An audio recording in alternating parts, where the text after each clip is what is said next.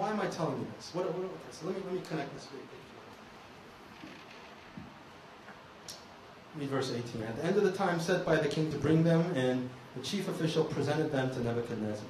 The king talked with them, and he found none equal to Daniel, Hananiah, Mishael, and Azariah. So they entered the king's service. In every matter of wisdom and understanding about which the king questioned them, he found them 10 times better than all the magicians and enchanters in his whole kingdom. What is God doing here? God is setting these men up for something. God is setting these men up for something that they don't understand. And friends, God is calling you. God is setting you up for something. God is saying, son, daughter, you need to trust me. And if you trust me, I will give you this knowledge. And it is this knowledge that comes from me that is going to carry you throughout your life. Not your Berkeley education. Not your grades. Not what law school or med school you go to. Not how much money you earn. It is this knowledge from God.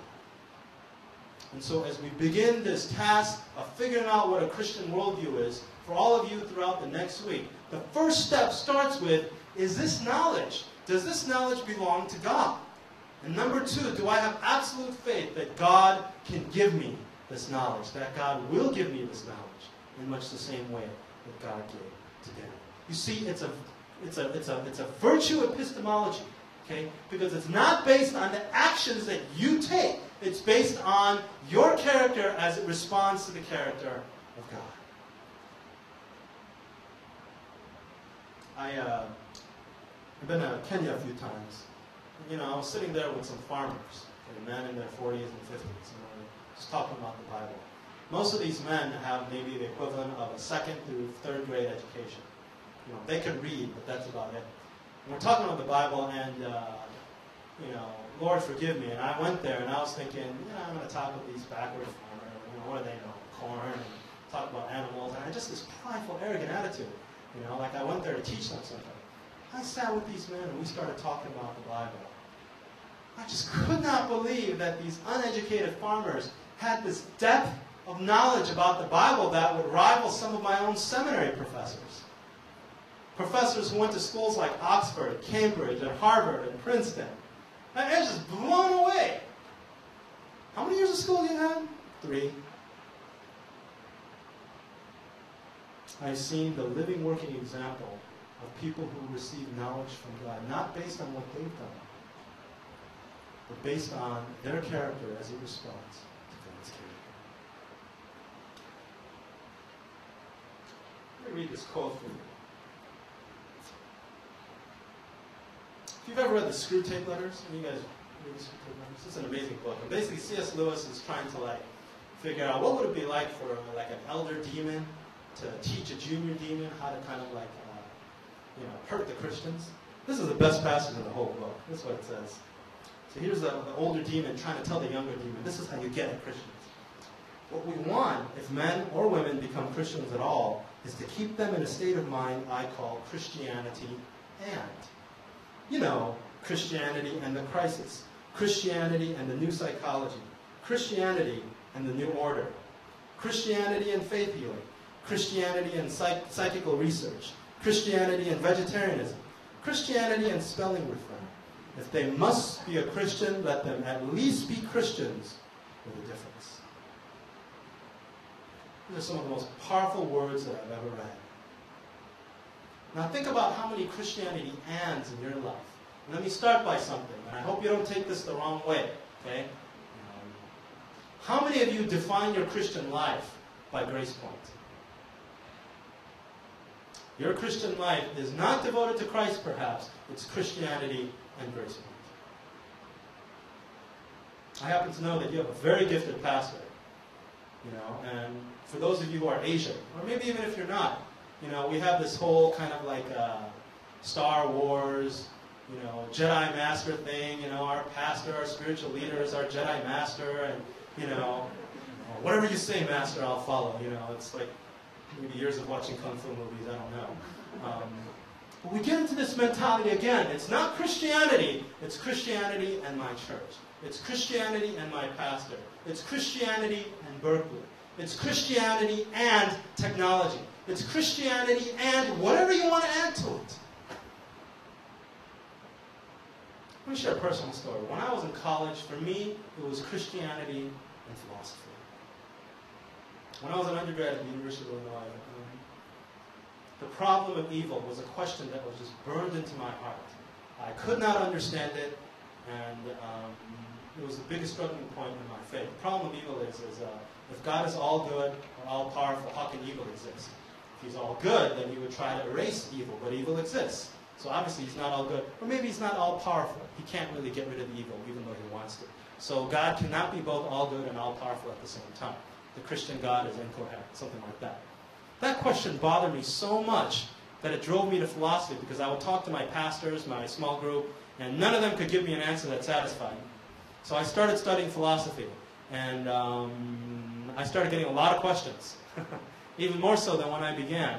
And for me, my spiritual life back then became Christianity and philosophy. I wanted to figure out this question, and if you didn't know anything about philosophy, to me, you weren't even a real serious Christian.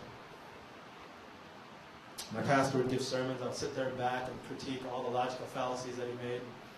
Hey, he just said P and not P. That's a fallacy. You know? And the thing is, that's not how I started. I really wanted to honor God. I really wanted the answer to this question that I thought was answerable. But along the way, I became this arrogant, pompous undergrad who really didn't know crap. But I thought I did, because what I did was I added something to my Christianity. And friends, no matter how good your spiritual walk is, if you add something to Christ, including this wonderful church, Grace Point, including your wonderful pastors and teachers, you are committing idolatry. And if you commit idolatry, you will never be able to see God as he truly is. You will never be able to do what Daniel did. Now just think for a second. What ands do you have in your life that you have added to your Christian faith to define your walk with God? I can probably give several of them for you. For some of you, it's Christianity and success. Sure, you talk a good game. You know, I want to use my degree for the Lord and do business for the Lord. But dig a little bit deeper. Do you really want to do it for the Lord? Or is it Christianity and something else?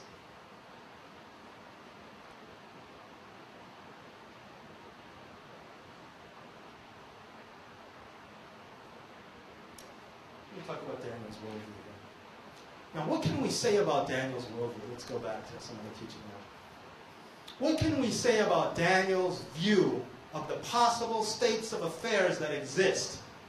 Okay? What can we say about Daniel's view of the possible states of affairs that can exist? Well, first thing we see that Daniel had trust in God. That God controlled these situations, not him. That the Babylonian king had to succumb to God.